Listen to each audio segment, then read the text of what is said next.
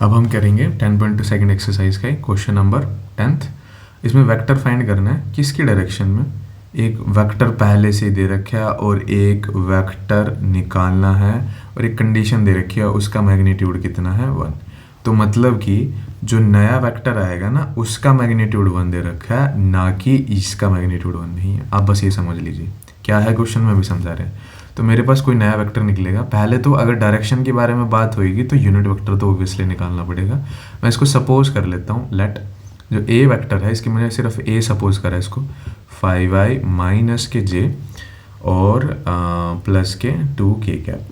ठीक है, अगर ये ए ही है मेरे पास तो इसका यूनिट वेक्टर क्या आएगा u v। वो क्या आएगा मैक कैप अपॉन जो वेक्टर होता है वो 5i कैप माइनस जे कैप और प्लस 2k कैप अपॉन में उसी वेक्टर का मैग्नीट्यूड। तो मैग्नीट्यूड कैसे निकलता है, अंडर रूट में जो वैल्यू आती है। तो अंडर रूट में कितना आएगा 5 का स्क्वायर प्लस माइनस 1 का स्क्वायर। लिखो ना लिखो नेगेटिव एक ही बात है, प्लस 2 का स्क्वायर। अगर मैं रफ में निकालूँ तो 5 का स्क्वायर होता है 25, 1 का स्क्वायर तो 1 ही होगा और 2 का स्क्वायर आएगा। तो 25 प्लस 1 कितना आ जाएगा मेरे पास 30। 25 प्लस 1 26 प्लस ये 30 30।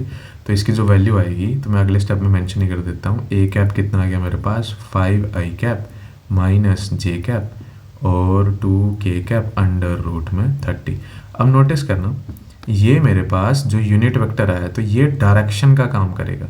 ठीक है, अब मेरे पास जो न्यू वेक्टर बनेगा, अब बेसिकली एक फॉर्मूला हम सभी को पता है वेक्टर यूनिट वेक्टर का फॉर्मूला क्या होता है uv इज इक्वल टू जो वेक्टर होगा अपॉन में उसका मैग्नीट्यूड। ये क्यों लगा रहा हूँ, क्योंकि क्वेश्चन पे मेरे पास एक मैग्नीट्यूड की वैल्यू है 8 यूनिट्स। तो एक मैग्नीट्यूड है, वेक्टर मेरे को फाइंड करना है। क्या यूनिट वेक्टर मेरे पास आ गया पहले से, हाँ, तो बस इन्हीं चीज़ों का इस्तेमाल करना है।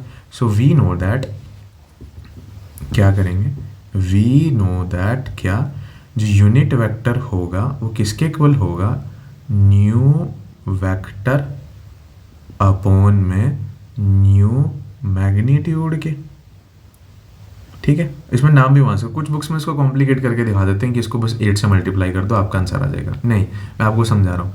तो जो यूनिट वेक्टर आया है पीछे से वो क्या आया, उसकी वैल्यू कितनी आई है 5i माइनस जे प्लस 2k अंडर रूट में कितना आया 30 डिग्री। और जो नया वेक्टर हमें फिगर आउट करना है उसको अभी मैं न्यू वेक्टर ही मानता हूँ। आप कुछ और नाम भी दे सकते हो बट मेरे लिए ज़्यादा ये इजी है क्योंकि क्वेश्चन समझ आ जाएगा। नया मैग्नीट्यूड, एक तो मैग्नीट्यूड ये था, ये तो पुराने वेक्टर का था। नया मैग्नीट्यूड मेरे पास क्वेश्चन में बोल के बता रखा है कितना है 8 यूनिट्स। तो मैंने क्या काम करा, यहाँ पे लिख लिया 8। तो अब क्या होगा, नया वेक्टर निकालना, तो न्यू वेक्टर की जो वैल्यू है वो कितनी आ जाएगी, ये 8 क्रॉस मल्टीप्लाई होकर इधर चला जाएगा, 8 मल्टीप्लाई 5i माइनस जे 2k कैप अंडर रूट में 30।